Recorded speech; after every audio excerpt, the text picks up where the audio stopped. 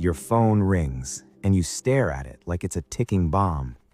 You're not antisocial. You're an architect of your own energy. If you've ever felt that cold spike of adrenaline, not the good kind, but the "why is this happening to me" kind, when an unscheduled call interrupts your day, then welcome home. You know that person who lets the phone ring out, waits 30 seconds for the all clear, and then immediately sends a text saying, "Hey, just saw your call, what's up?" If that's you, take a deep breath. This is a safe space, and nobody is judging you here. You've probably been called distant, avoidant, or even flaky. But the truth is much more fascinating. You are not broken, you are not weird, and you are certainly not antisocial. You are simply wired differently. Today, we're decoding what we can call the text-first mindset. We're going to explore why your brain treats a phone call like a high-stakes poker game, and why your preference for the send button might actually be a sign of a high need for cognition and emotional intelligence. And wait until you hear about the third personality type. It completely flips the script on what we usually call social anxiety. Before we meet the three types, we have to understand the why.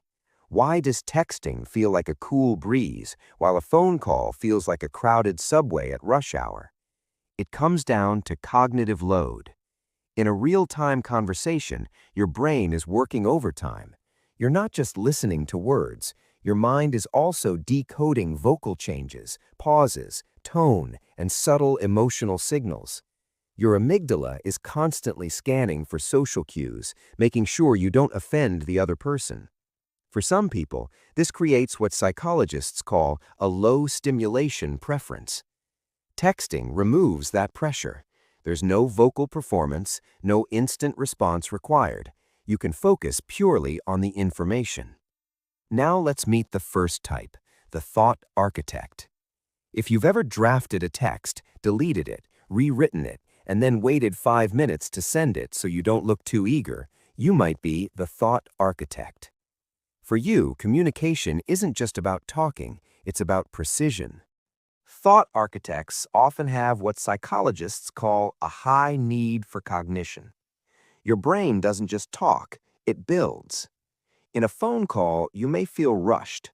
Your mind might experience something called the planning fallacy. That's when we underestimate how much energy a quick conversation will actually take. When that happens, your stress hormones, like cortisol, can rise as you try to find the right words quickly. Texting solves this problem.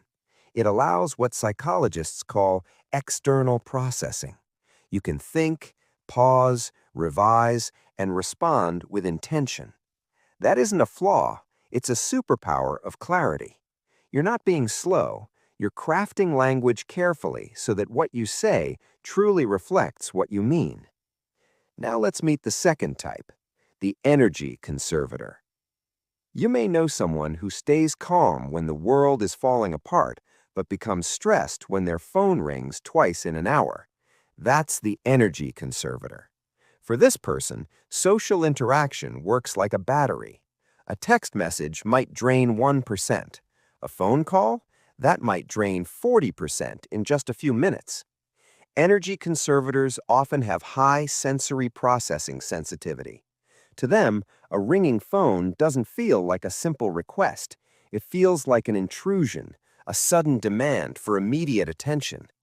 Texting allows them to avoid the high cognitive load of real-time conversation. Instead, they can choose when to engage. It becomes a form of energy management. Rather than letting a ringtone dictate their emotional state, they control the moment of interaction. But the final type explains something even deeper. Sometimes this preference isn't just about energy. Sometimes it's about survival. The third type is the boundary builder. For boundary builders, the phone is a tool, but their time and personal space are sacred. Maybe you've gone weeks without texting anyone.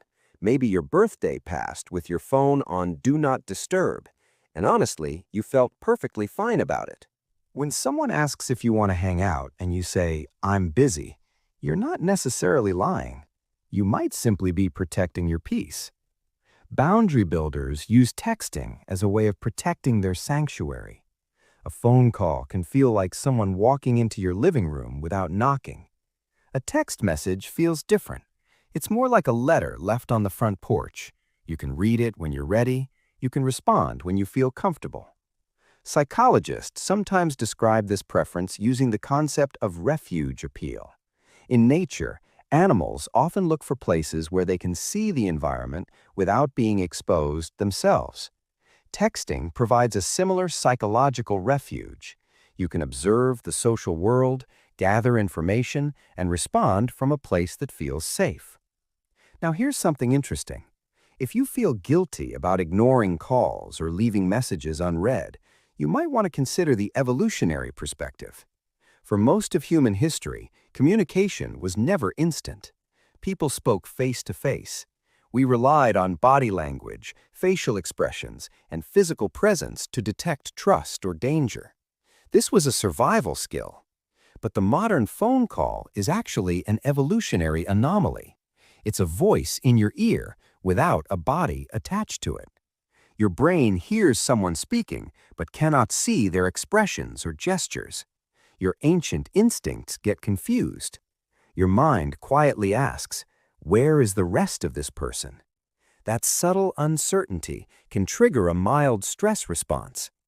Texting, even though it's also disembodied, allows your logical brain to take over.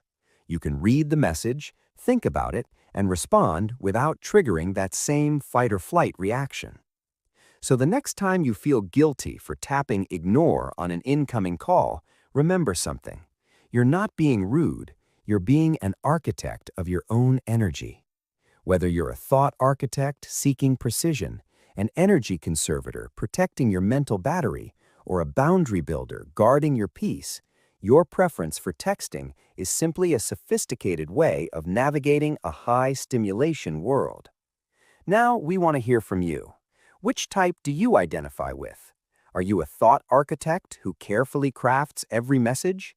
Or a boundary builder who treats do not disturb like a sacred ritual? If you want to understand your patterns instead of judging them, consider joining our community. Here, we explore the psychology behind everyday behaviors. We decode the why behind the who. Until next time, protect your peace, and don't forget to check your messages whenever you're ready.